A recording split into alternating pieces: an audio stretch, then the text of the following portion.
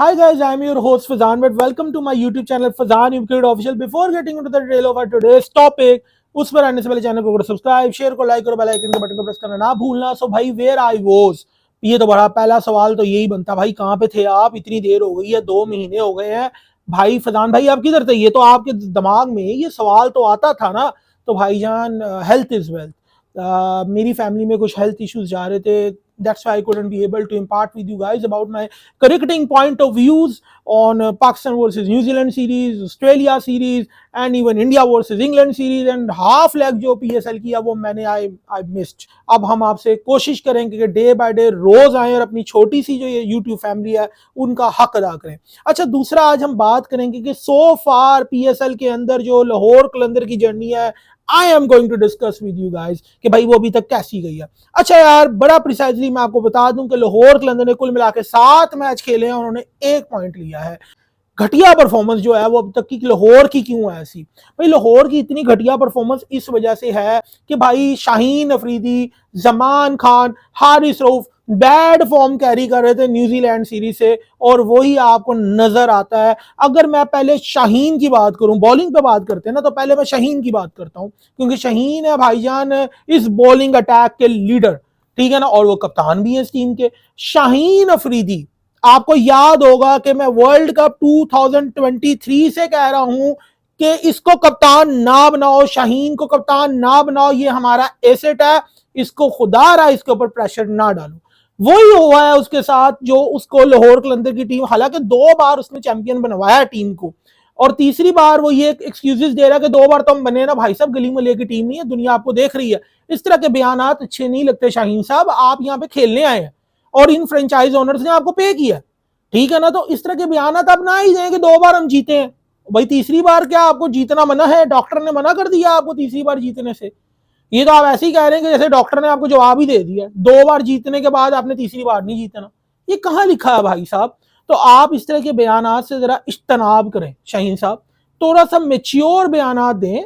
ये कोई बात नहीं है, मैं नहीं कह रहा कि एंड ऑफ द वर्ल्ड है कि आप हार गए, लेकिन यार हार जीत होती है, लेकिन इस तरह के बयानात तो ना दें आप.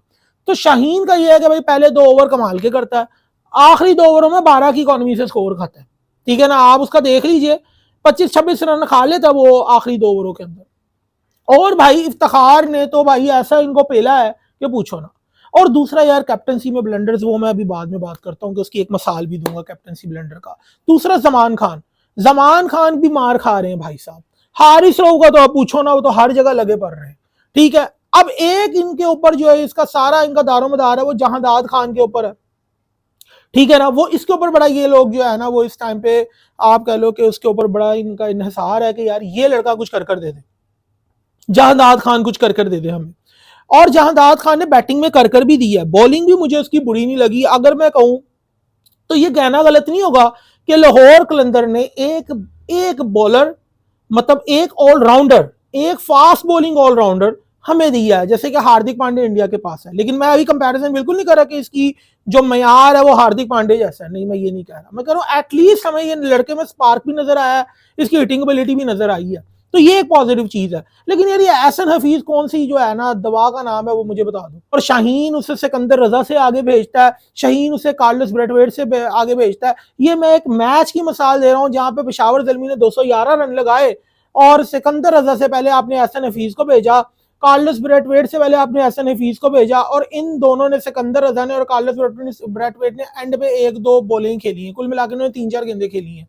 तो अब आप मुझे बता दें कि इतने हिटर्स को आप जो है वो बाद में भेज रहे हैं, इससे क्या पता लगता है? इससे पता लगता है कि ये प्रेशर में है.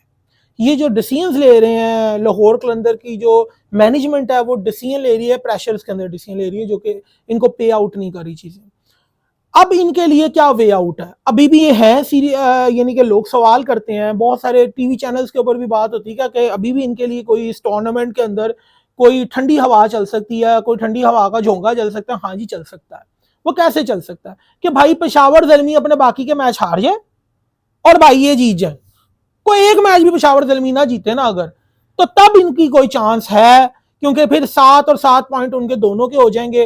फिर रन रेट के ऊपर बात आ जाएगी. अगर रन रेट इन्होंने 3 मैचों में बेहतर कर लिया तो फिर ये थ्रू कर जाएंगे, आप कह लो आप कह लो कि प्ले ऑफ स्टेजेस के लिए. प्ले ऑफ मैचेस के लिए थ्रू कर जाएंगे टूर्नामेंट में। तो ये अब तक की जो इनकी कारकर्दगी है वो ये है कि इनके जो डिसीजन मेकिंग है उसके अंदर मैनेजमेंट के बहुत सारा फॉल्ट्स नजर आए। कामरान गुलाम जो कि लास्ट टाइम बड़ा अच्छा खेले, अब्दुल्ला शफीक को भी नहीं खिलाया।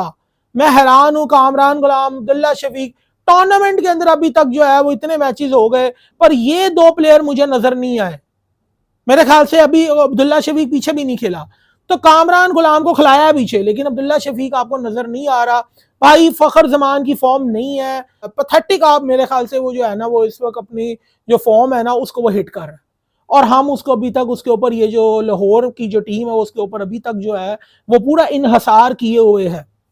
तो ये भी कुछ डिसीजन है जो समझ नहीं आते। भाई आप अब्दुल्ला शफीक को ले आओ नेशनल टीम के अंदर। आप जो फखर जमान की फॉर्म, जो इमाम की फॉर्म नहीं थी, तो क्या उसकी जगह अब्दुल्ला शफीक नहीं आया था? तो आप देख लो फखर की फॉर्म नहीं है उस बेचारे की, आप उसको खिलाई पे खिलाई जा रहे हो, खिलाई पे खिलाई जा रहे हो। सो गाइज लास्ट सीजन की भी मैं बात करूं, लास्ट सीजन में इनके प्रोमिनेंट परफॉर्मर कौन थे, प्रोमिनेंट कौन थे परफॉर्मर्स जो उन्होंने परफॉर्मेंस दी थी?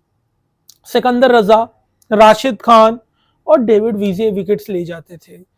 ये तो थे ना, मतलब ये जो हारिस रऊफ है, शाहीन तो परफॉर्मेंस देते थे उस टाइम पे, लेकिन ये लोग भी परफॉर्मेंस देते थे। अब डेविड वीजे एक मैच खेले, उसके बाद उनको फिटनेस के मसाइल थे, उनकी कोई रिप्लेसमेंट ली नहीं इन्होंने, मुझे लगता है। दूसरा यार आप देखेंगे हारिस रऊफ तो वैसे इंजर्ड हो गए, ठीक है ना। और आप देखें कि बहुत सारे मैचेस में सिकंदर रजा को बॉलिंग ही नहीं दी, कोई एक एक ओवर दिए, दो दो ओवर दिए, और वो भी नहीं दिए कई मैचेस में। तो सिकंदर रजा को अभी लास्ट एक दो मैचेस के अंदर उन्होंने ट्राई किया, उससे पहले तो उन्होंने ट्राई किया ही नहीं उसको, ठीक है ना। तो इस तरह प्लेयर्स का कॉन्फिडेंस भी शैटर होता है, ये आप माने कि ना माने, ये हकीकत है, ठीक है। राशिद खान को ये लोग मिस कर रहे हैं, लेकिन फिर अगर एक ही प्लेयर के ऊपर इनका सारा दारोमदार है तो फिर बाकी सारे जो है वो मेरे ख्याल से पिकनिक मनाने चले जाएं। मैं उनको रिकमेंड करता हूं कि वो जाके पिकनिक मना लें कहीं पे जाके।